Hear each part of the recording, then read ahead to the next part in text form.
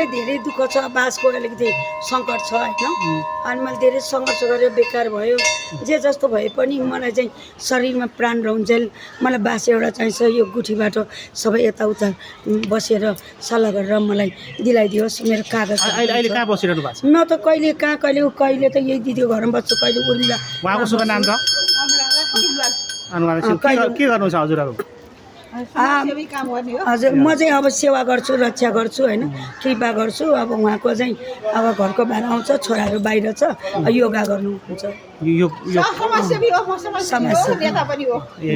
अनि म चाहिँ रक्षकी समाजसेवी। तपाईँ त धेरै कामहरू गर्नुभएको थियो युट्युबमा होइन, तपाईँ धेरै चर्चा परिचर्चाहरू भइरहन्थ्यो। तपाईँ अहिले पहिला पानी पर्नेदेखि लिएर अहिले रोक्नेदेखि विभिन्न किसिमको कामहरू गरिरहनु हुन्थ्यो तपाईँले। आजकल त त्यो के युट्युबबाट हटाइरहेको कि हटाउनु भयो कि के हो त्यो? हटाएको होइन, युट्युबमा तपाईँले सर्च ज्वालादेवी ज्ञानु लामा चण्डी भनेर सर्च गर्नुहुन्छ भने तपाईँले भेट्नुहुन्छ त्यहाँबाट। अहिले पनि छ युट्युबमा? अहिले पनि छ युट्युबमा। कति हजुरको नाम ज्ञानु? हजुर मेरो अहिले मेरो शक्तिको नाम चाहिँ ज्वालादेवी चण्डी माता।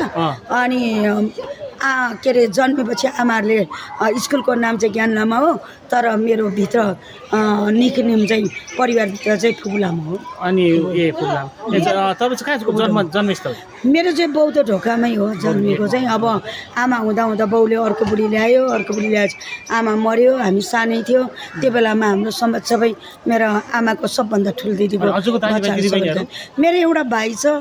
अनि त्यो भाइलाई पनि के अरे हामी सानो भाइ छ, भाइलाई पत्याएन, हामी दुइटै सानो थियो। अनि त्यो बेलामा आमा बाले अर्को बुढी ल्यायो, आमा मरेपछि सबै सम्पत्ति गयो। अब मलाई सानो टुक्रा जग्गा दिएको थियो, त्यसमा पनि मऱ्यो भनेर प्रमाणित गरेर अनेक गरेर गऱ्यो। मैले चाहिँ हस्पिटलमा बिरामीहरूलाई लान्छु, मान्छेहरूको समस्या पऱ्यो, झगडाहरू पऱ्यो भने मिलाइदिन्छु। कतिको त्यो एक्सिडेन्ट भयो भने यहाँ दागहरू लाग्यो भने त्यो कालो दाग एक दिनमै मैले पूर्ण नसके पनि थोरथोर त गर्छ, त अलि धेरै छ भने 2 दिनमा क्लियर गरिदिन्छु, न त 3 दिन 4 दिनमा त कम्पलसरी क्लियर हुन्छ। आज यहाँ यसरी चाहिँ कसरी आउनुभयो त? यहाँ चाहिँ हाम्रो भगवान्ले साथ दिएर गुठी हाम्रो साइला दाई गुठी हुनुहुन्छ, हाम्रो पहिल्यैदेखि कल्याण गुठी। उहाँले मलाई धेरै माया गर्नुहुन्छ। अनि उहाँले तिमी यहाँको के अरे म गुठीमा बस्नु पर्यो भनेर मैले रिक्वेस्ट गरेको। मेरो बौद्धको सबै मेरो दुश्मन त अनि मेरो अनि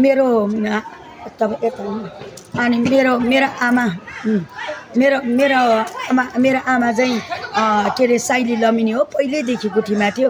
र मेरो आमा मरेपछि मेरो माइली आमा थिए, त्यो माइली आमाले चाहिँ अब दरबारमा बसेको त्यति ज्ञान छैन, सबै अब के गरे हिनामिना गर्यो। सबै ठुलो दिदीहरूले सबै आमाको सबभन्दा ठुलो दिदीको बच्चाहरूले 3 जना दिदीबहिनी हो, दिदीबहिनीको बच्चाहरूमा नि बाँडफाँड नगरिकन सबभन्दा जेठीको बच्चाहरूले मात्र लियो। अनि मुद्दा लडेर भाइले सानो टुक्रा लियो, त्यसमा पनि फेरि अर्को बुढी पारिदियो। त्यसमा पनि के अरे बुढी भाइलाई पनि फेरि अर्को बुढी ल्यायो, स्यार्पिन ल्यायो। त्यसैको आफ्नै भदै भाइलाई मिलाएर दिदीभाइको बोलचाल पनि बन्द गर्यो। अब हुँदा मेरो पनि बिहा भयो, लोग्ने गतिलो पाएन। अनि मलाई आमासँग बस्छु भने मानेन। एउटा छोरा एउटा छोरी जन्मेको थियो। छोरी त अब अहिले बोलचालै छैन, अब कहाँ छ मलाई पनि थाहा छैन। छोरा चाहिँ सुदन हो, अनि अहिले गृह मन्त्री भएछ। मैले चाहिँ उसको कुरा त्यति प्रचार गर्दैन, किन मलाई ऊ बेला मेरो जग्गाहरू खाँदा मेरो नामको जग्गा अर्कै चन्द्रबहादुर लामाको नाममा रहेछ।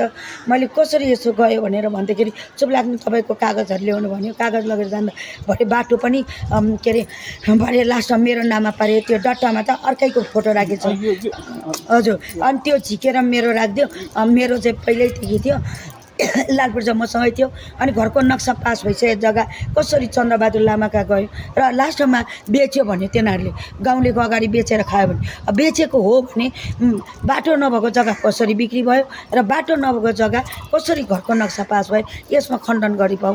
र मेरो दलालले थाहै नदिकन बैनापट्टा गरेर जग्गा देखाइदेऊ, जग्गाको सट्टा जग्गा लिइदिन्छु भनेर जग्गा देखाइदियो भने यता जग्गा देखाइ, उता धितो राखेको मान्छेले देखाइदियो, लास्टमा बाटो छैन भनेर हुराइदियो। कसरी त्यस्तो भयो? मलाई यसको लागि निचोड पाऊँ। र मलाई जग्गा पनि मेरो आमा साइली लमिनी हो, मेरो बाजेबोजूको 3टा छोरी हो, एउटा नाप्ले लमिनी, एउटा श्यामनानी लमिनी, एउटा साइली लमिनी। हाम्रो चाहिँ 2टा मात्र छोरछोरी हो।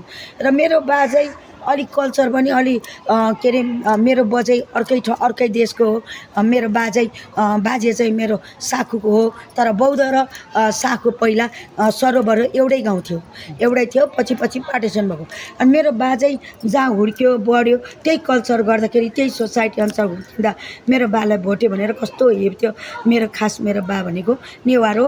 तर हाम्रो चाहिँ मैले चाहिँ मेरो बालाई लामा लेख्छु, किनभने मेरो बा लामा पनि हो, औतारी पनि, बाजे औतारी हुनुहुन्छ र मेरो बा लामा। मेरो नाम चाहिँ ज्ञानो लामा।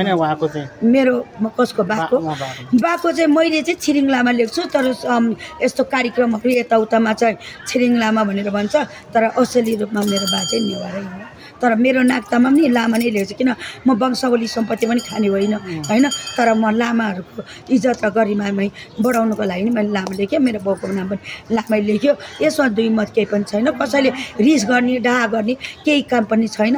र अर्को कुरा, हाम्रो बाजे बजेको सम्पत्ति छोरा नभएको 3जना दिदीबहिनीले बाँडचुँड गर्नुपर्नेमा सबभन्दा सानो बहिनीको सानो चाहिँ छोरीको बच्चाहरू टुरा भयो, मरेर ज्वाइँले अर्को बुढी ल्याएपछि बच्चाहरू हामीहरू टुरा भयो। अब हामीले पाउने सम्पत्ति सबै टाठाबाठाले खाइदियो।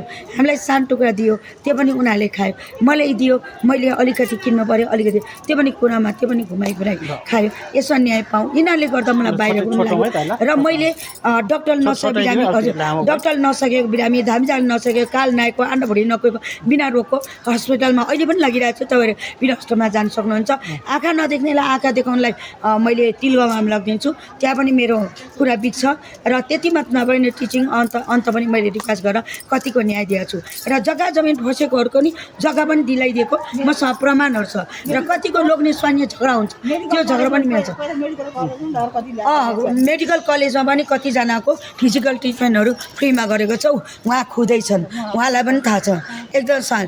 र अर्को कुरा, यो एक्सिडेन्ट भएर यहाँ दाग बस्यो, दागको लागि त मलमपट्टि लाउनु पऱ्यो होइन।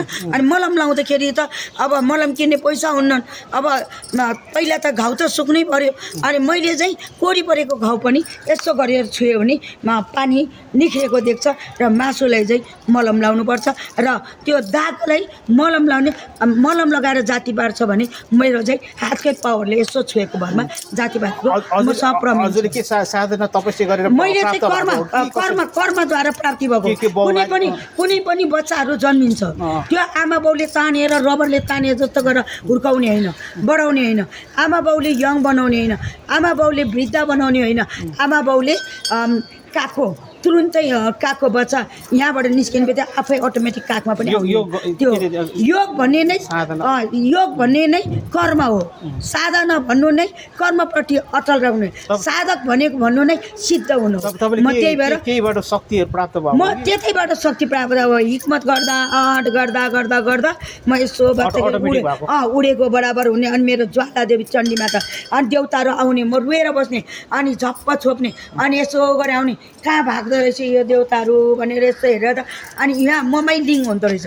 त्यहाँबाट पछि मलाई हल्का हुने। अनि मलाई अनि मेरो नारीको स्वरूप भएकोले नारीको स्वरूपको कदर भयो। तर माता र पिता धेरै आउँदा मेरो इज्जतै भएन। अनि मैले के भयो, आकाशमा पानी बोलाउने, आकाशको बादल ल्याइदिने र आकाशलाई उज्यालो पारिदिने, त्यो चाहिँ मेरो बाटो हुन्छ। किन मेरो सहारा नै आकाश हो, मेरो जीवनै निराकार निरञ्जन हो। मेरो आशीर्वाद लाग्छ।